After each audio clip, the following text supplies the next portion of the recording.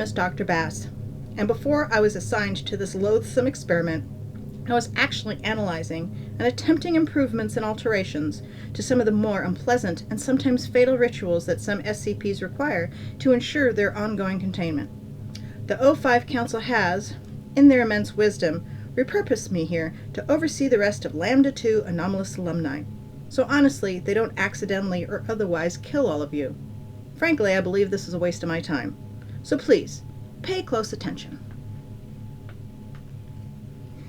Item number SCP-003. Object Class Euclid. Special Containment Procedures. SCP-003 is to be maintained at a constant temperature of no less than 35 degrees Celsius and ideally kept above 100 degrees Celsius. No living multicellular organisms of Category 4 or higher complexity may be allowed to come into contact with SCP-003. In event of total power failure, if SCP-003-1 begins to decrease in mass, assigned personnel must engage in skin contact with SCP-003-1. Ideally, personnel may use their body heat to return SCP-003-1 to above the critical temperature.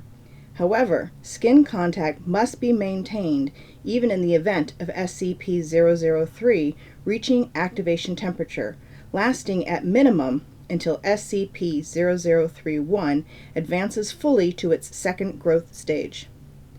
Personnel who enter SCP-003's containment area must first be examined for body parasites of Category 4 or higher complexity and sterilized if such organisms are present.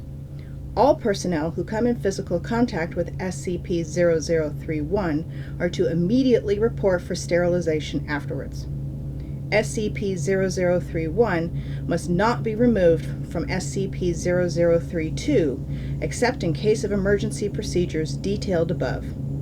Any significant change in SCP-002's rune activity, including pattern, frequency, or color, should be reported within 3 hours of occurrence.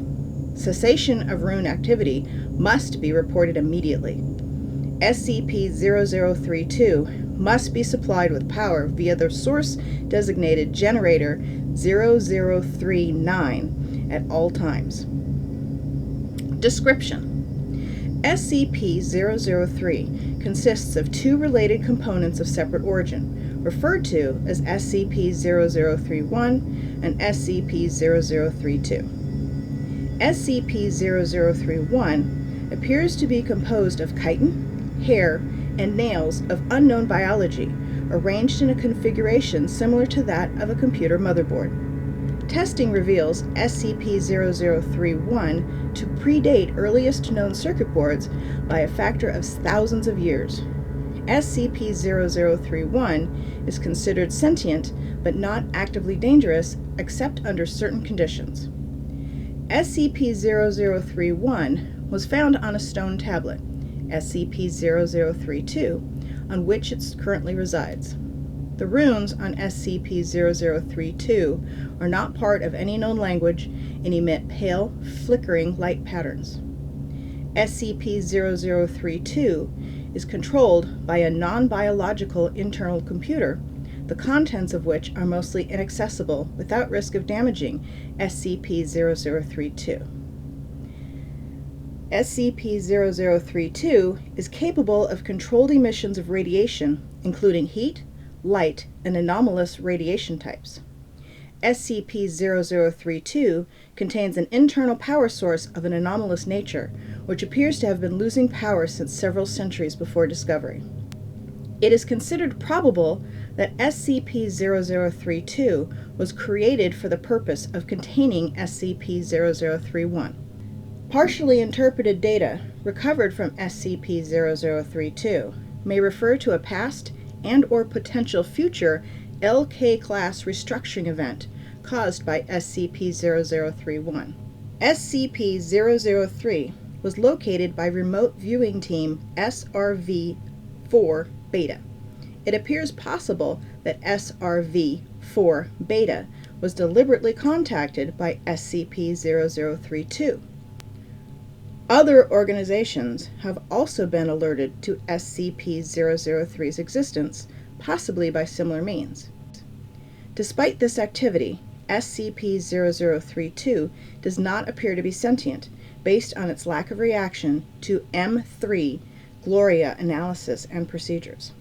When SCP-003 drops below the temperature of 35 degrees Celsius, both components react. First, SCP-0031 enters a growth stage characterized by an exponential increase in mass. This growth state consists of two stages. In both stages, SCP-0031 partially fuels its growth by converting matter around it, starting with any surrounding inorganic material, including atmospheric elements, then non-living organic material, including cells of dead skin, hair, chitin, enamel, keratin, and other biological materials. The first stage is always the same. SCP-0031 will first increase its mass, then take a form similar in shape to an ophiuroid brittle star of 15 meters in diameter, including what appears to be a central processor of 3 meters in diameter.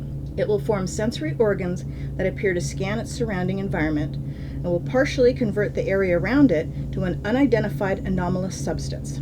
SCP-0032 seems immune from conversion. The second stage describes a growth alteration which occurs when SCP-003 comes into contact with living organic material. SCP-003 appears to, quote, template itself off of the organic material and will attempt communication with organisms that match its initial, quote, template or, quote, templates. In its second stage, SCP-0031 may pause, slow, or change its growth, and will also convert inorganic and non-living organic elements into functionally similar structures, while anomalously altering their physical makeup. While growth is consistent in the first stage, in the second stage, SCP-0031's growth rate is diminished by 20 to 90%, so long as SCP-0031 remains in contact with living organic material. The percentage is determined by the complexity of the organisms in contact with SCP-0031.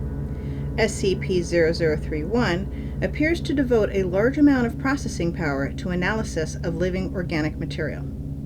During each of SCP-0031's growth stages, SCP-0032 releases bursts of radiation that temporarily inhibit SCP-0031's growth, or reverse this growth when the temperature of SCP-0031 rises above 100 degrees Celsius. Similar radiation emissions have been replicated or recorded via other anomalous means. SCP-0031's biology has been the subject of extensive study. Significant elements have been identified similar to SCP-1512 and SCP-2756, the latter two of which have no further confirmed connection with SCP-0031. The latter two of which have no further confirmed connection with SCP-0031 and no known connection with each other, and none of which are fully understood. Technically, even less understood than SCP-003, thanks to the extensive cross-disciplinary research on the SCP-003 objects.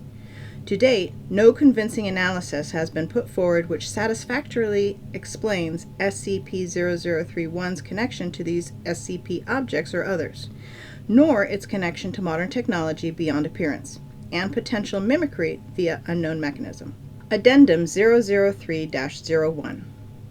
Acting on information gathered from linguistic analysis of SCP-003-2's runes and comparative data analysis, Research Team M3 Gloria has managed to establish a link between SCP-003 and for analysis of functions. SCP-0031 must now be considered sentient and is to be kept a minimum of 1 kilometer from and the resulting byproduct at all times. Addendum 003-02.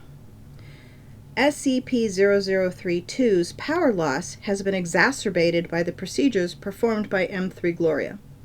On orders of 0510, M3 Gloria will continue procedures. Addendum 003-03. During M3 Gloria procedures, SCP-0031 doubled its mass and began rapid structural growth. Temperature was immediately returned to 100 degrees Celsius. Growth and mass increase of SCP-0031 continued for 9 minutes and 6 seconds, at which time a sustained radiation spike was produced by SCP-0032.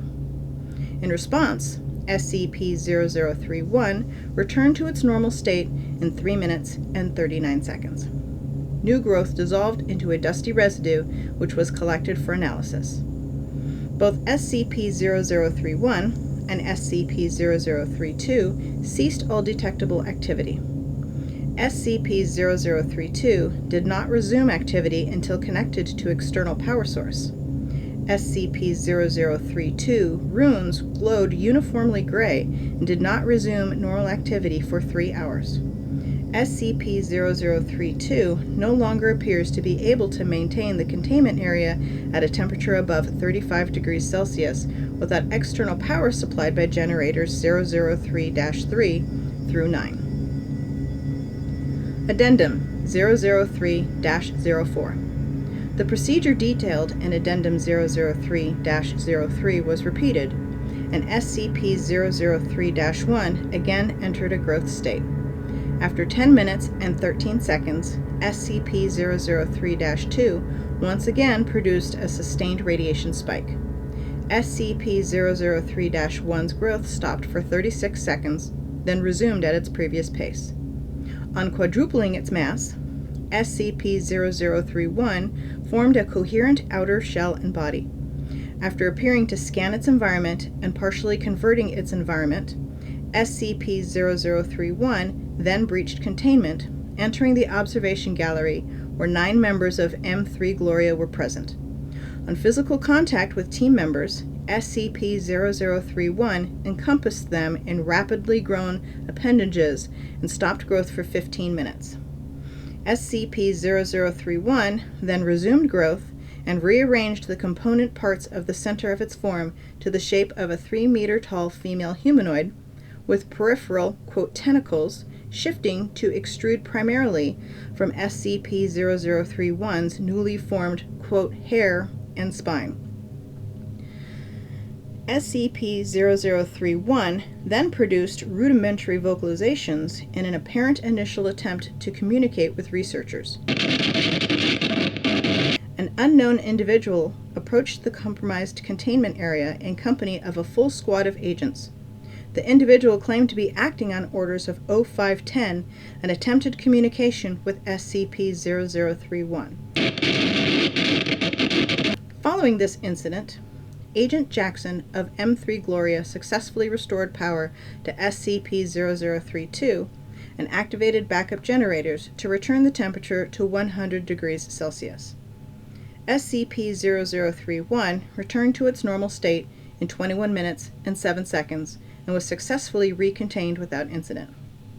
All 9 members of M3 Gloria affected by SCP-0031 were afterwards found to be physically unharmed, with no residual effects besides psychological trauma. The converted materials of SCP-003's former containment area did not dissolve and are now under analysis. Addendum 003-05. In light of the previous incident, 0510 was removed from the 05 Council by joint decision of 05,